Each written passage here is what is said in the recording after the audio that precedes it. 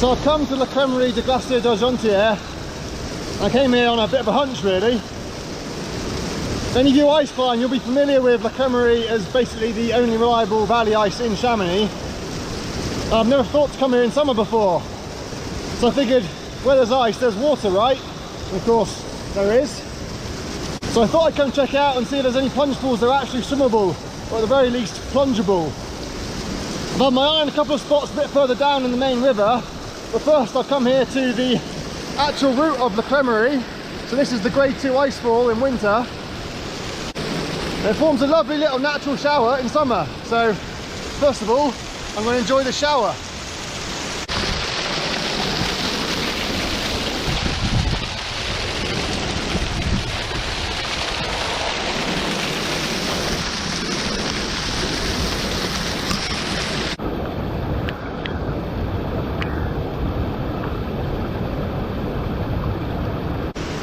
That was absolutely lovely. It's not even particularly cold. You don't even need to be a particularly hardy open water or wild swimmer to be able to enjoy the refreshing nature of that water splashing down on you. It's cold enough to enjoy, but it's not so cold that you're in pain. Pretty much perfect really. Now I have to try and scramble back down to the main riverbed and try and find some of those plunge pools I saw on the way up and see if they're actually safe to get into or not.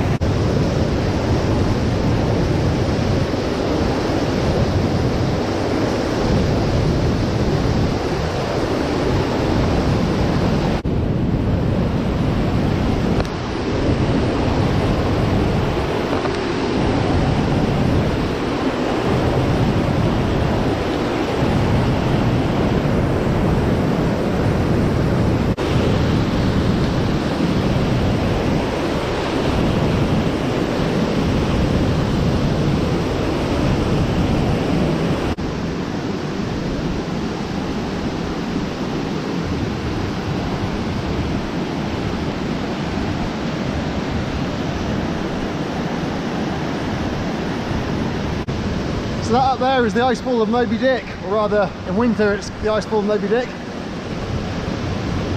I don't think it's worth scrambling up to anywhere because it's all too slabby to really be able to get your head under. So I think I won't bother. There's quite a pleasant spot here just hanging by the river, cool your feet off. Unfortunately I've not found anywhere that you can actually submerge yourself in the river here itself.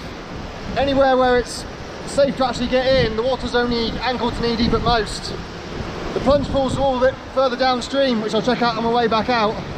But I think they might be too dangerous to get in. We'll just have to see. But for now, this is a lovely sunny spot to come and hang out in and relax by the water.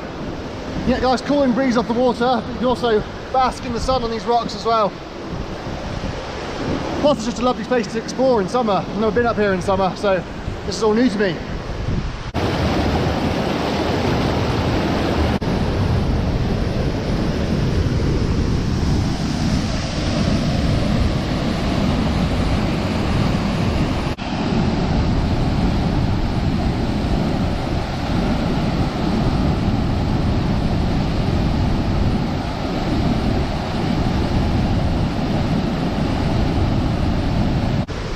So I just made one of the best decisions of my life in not attempting to scramble down into the plunge pool that's just by me here, because I figured it'd be too difficult to climb back out of again once I was wet on the slippery slabs.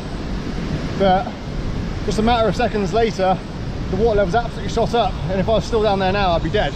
So yeah, call it wise, call it lucky, call it whatever you want, but I didn't jump in, and luckily I'm now still here to tell the tale.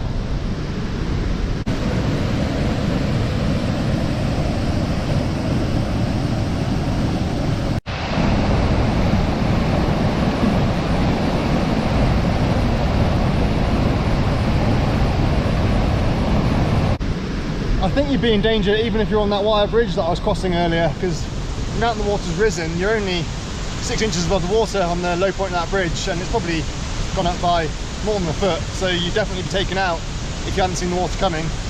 Although at least at that point in the gorge you would be able to see it coming because it's wide and open. But yeah, down here it just come up out of nowhere. So they must have opened up one of the sluice gates much further up the valley. But there we are, that's what the warning signs are for.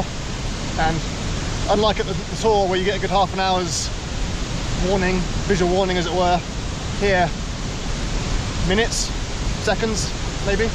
So yeah, definitely not a good place to try and come and swim here after all.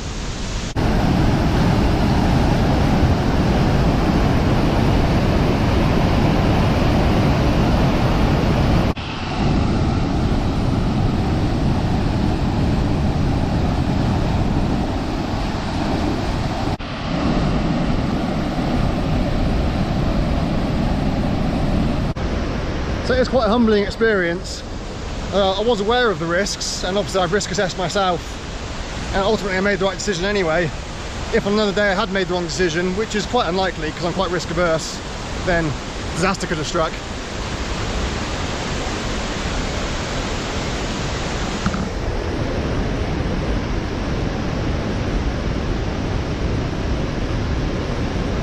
Luckily I have a plan B, which is much safer, to the point of being extremely tame. So I'm going to head there now and go for a quick cool off instead. For what it's worth, you don't need to cross the river anywhere when you go anywhere near the river to get to the bit of the waterfall that I kind of stood under at the Cremerie. So that's still worth seeking out on a hot day to cool off, and the water there is absolutely lovely, as I said. So I'd highly recommend doing that, even though I would not recommend going anywhere near the main river itself, unless you've got a death wish.